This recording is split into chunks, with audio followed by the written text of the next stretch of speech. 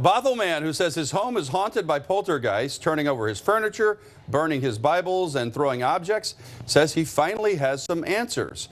A team from the scientific establishment of parapsychology just released their report that says his home may be haunted by the spirits of Irish settlers. So tonight, you can decide for yourself. Watch the screen and listen carefully. Did you hear the baby laughing? Here, we'll play it again. Bothell resident Keith Linder says that voice was caught on surveillance camera when nobody was home, along with what he says seems to be a shadow moving near the motion detector. A few minutes later, the alarm goes off. It's the latest evidence of what he says is 4 years of poltergeist activity in his home. Not all, but most of all my cabinet doors are open. He found his upstairs office completely trashed and objects thrown. Scissors are in the wall. Even a candle striking the wall with so much force it left a large hole. Here, watch it again.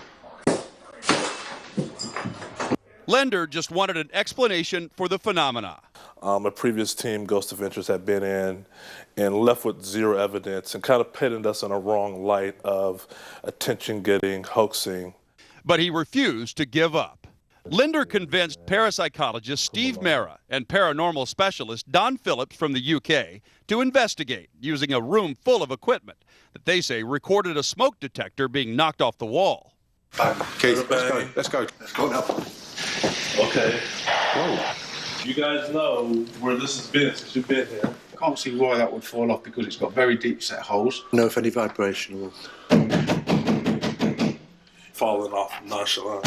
Well, that's really interesting. We did hear the sound from downstairs. It was a louder sound than it did seem through the replication, but definitely this on the floor, and it didn't. You can't get it off there.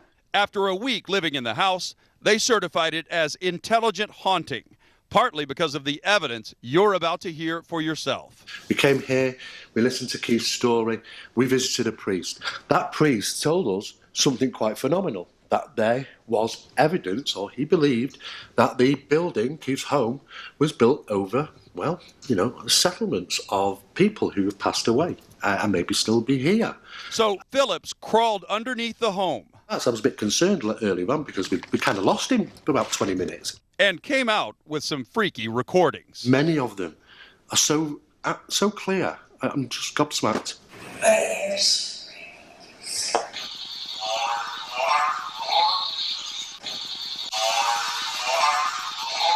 They also say they got recordings of spirits answering questions. Is any Irish gentlemen or ladies here?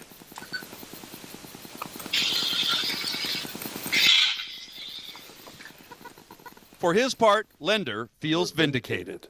We were dragged through the mud, my girlfriend especially, dragged through the mud as being hoaxers, pranksters, and attention seekers, none which are true. So the paranormal scientists say they have 427 recordings of EVPs, or electronic voice phenomena, and they will release their results to other researchers. It's interesting. It caught my attention the first time we aired it. Yeah. Why does he stay there?